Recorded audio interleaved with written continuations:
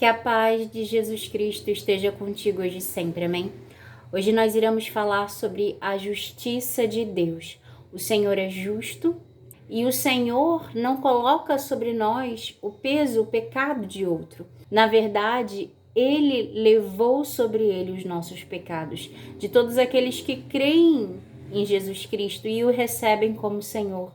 Jesus levou sobre Ele carregou sobre Ele os nossos pecados. A Bíblia deixa bem claro que o preço do pecado é a morte, né? E que nós iremos pagar por aquilo que fizermos.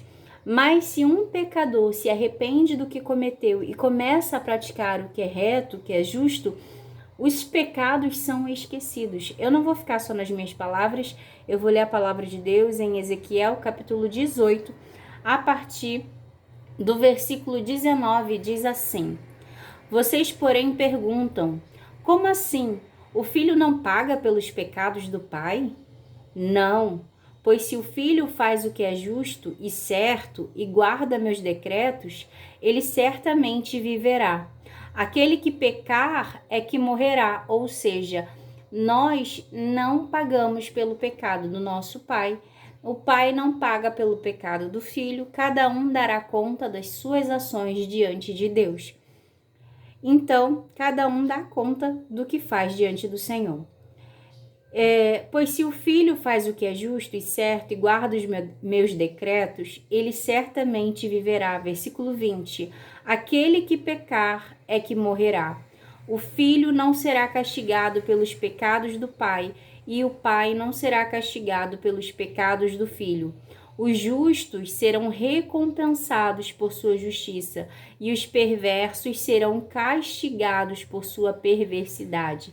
Mas se os perversos abandonarem seus pecados e obedecerem aos meus decretos e fizerem o que é justo e certo, com certeza viverão e não morrerão. Todos os pecados que cometeram no passado serão esquecidos e eles viverão por causa de seus atos de justiça, por abandonar o pecado. É por isso que o Senhor Jesus, quando aquela mulher foi pega em pecado de adultério, ela foi levada a ser apedrejada e o Senhor é questionado sobre a lei, e o Senhor pergunta: quem não tem pecado, atira a primeira pedra. E um após o outro foi indo embora. E ficou somente Jesus e aquela mulher. E o Senhor disse: mulher, onde estão os seus acusadores? Eu não te condeno. Vai e não peques mais. O Senhor estava perdoando aquela mulher pelo pecado dela, mas ele diz bem claramente: vai e não peques mais. Nós precisamos abandonar o pecado.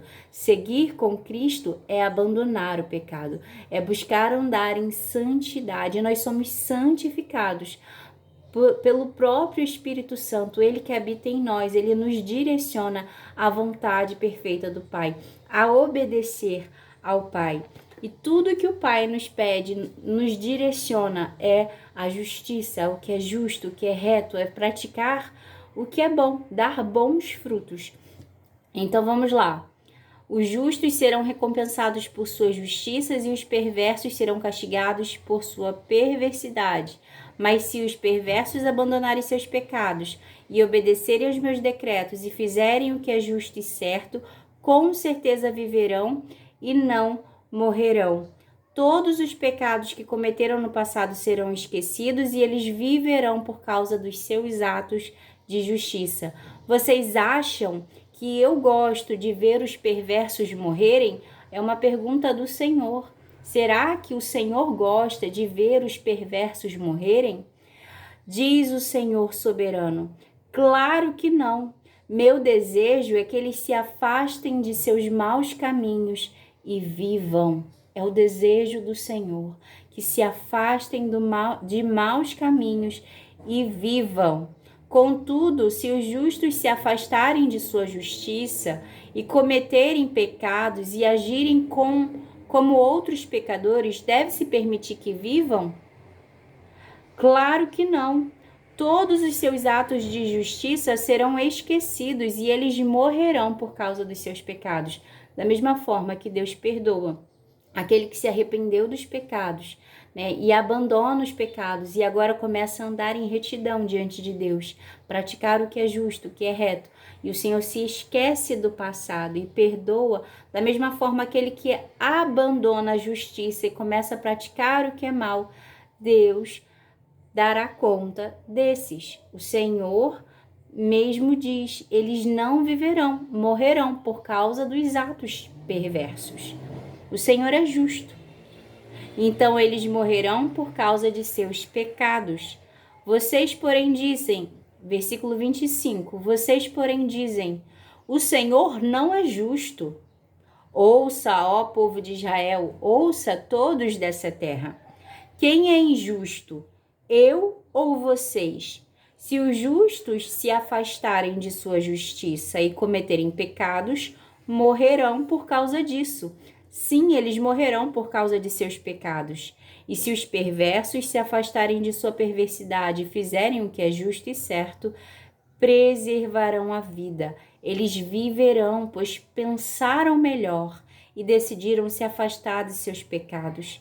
E, no entanto, o povo de Israel continua a dizer, o Senhor não é justo. Ó povo de Israel, vocês é que são injustos e não eu, diz o Senhor. O Senhor é justo.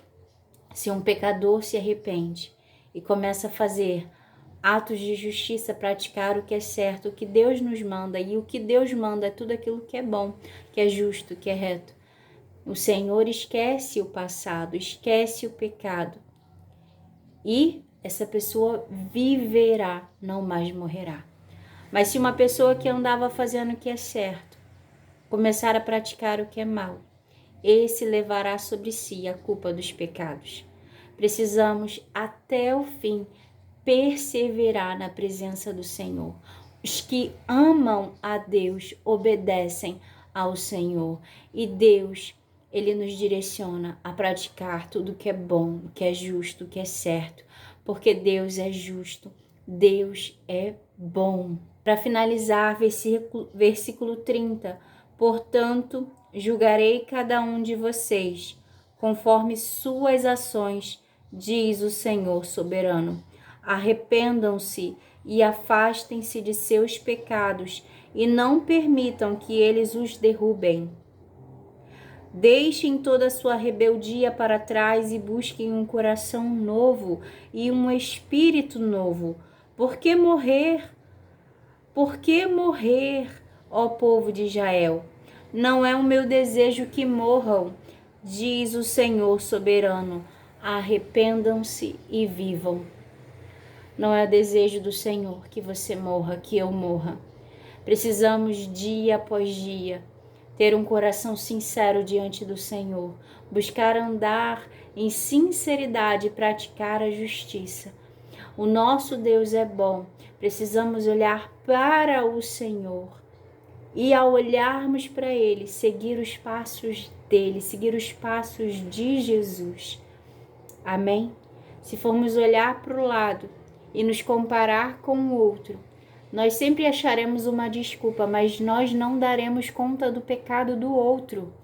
Nós daremos conta dos nossos pecados diante de Deus. Então ande diante do Senhor com sinceridade, dando conta da sua vida, dos seus frutos, das suas ações. É claro que nós precisamos ajudar aquele que está passando por dificuldades, aquele que está, caído, a se levantar, mas nós não devemos julgar. Precisamos, antes de tirar o cisco que há no olho do nosso irmão, tirar a trave que há no nosso olho. Precisamos olhar para nós mesmos, e sondar o nosso coração. Pedir a Deus que revele aquilo que, se há algum caminho mau, que revele, para que nós possamos endireitar, para que o Senhor endireite as nossas veredas, para que nós possamos deixar o Espírito de Deus trabalhar em nós. Nós daremos conta de tudo diante do Senhor, da nossa vida, o que nós fizemos da nossa vida diante de Deus. Então, hoje é para meditarmos nisso e estarmos diante de Deus com sinceridade, caminharmos diante do Senhor com sinceridade. Amém? Vamos orar? Querido Deus, amado Pai, obrigada, Senhor, pela Tua palavra. Dá-nos um coração novo, Senhor. Dá-nos um espírito novo, Senhor. Nos ajuda, Senhor, a andar na Tua presença com sinceridade e em verdade. Nos ajuda, Senhor, a adorar ao Senhor em espírito e em verdade. Nos ajuda, Senhor, a parar de olhar para o lado e nos compararmos, mas que possamos olhar para Cristo, Senhor, para Ti, Deus, e almejarmos alcançar a estatura do varão perfeito, o nosso Senhor Jesus. Que possamos a cada dia buscar olhar para Ti e nos parecermos com o Senhor, verdadeiramente cristãos, pequenos cristos nessa terra, em nome de Jesus. Em nome de Jesus. Abençoa o Teu povo, sara o Teu povo, Senhor. Liberta os que estão cativos, presos em amarras espirituais, correntes invisíveis, Senhor, que estão aprisionando os Seus filhos. Eu te peço, Senhor, que haja libertação, que haja um destravar na mente, Senhor. Dá-nos uma mente segundo a Tua mente, Cristo.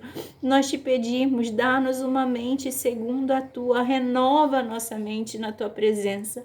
Dá-nos um coração segundo o Teu, em nome de Jesus. Amém e amém. Amém. Que Deus te abençoe, que Deus te guarde, que o Senhor continue a direcionar os teus passos. Amém?